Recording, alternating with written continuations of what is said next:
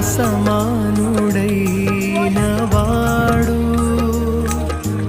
అవమానపరచడు నిన్ను.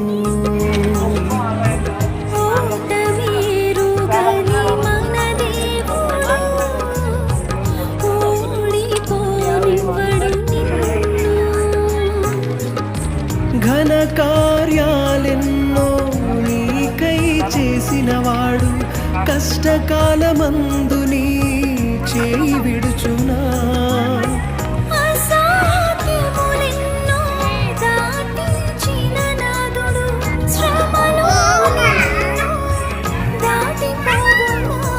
సియోను దేవుడే నిన్ను సిగ్గుపడనివ్వడు.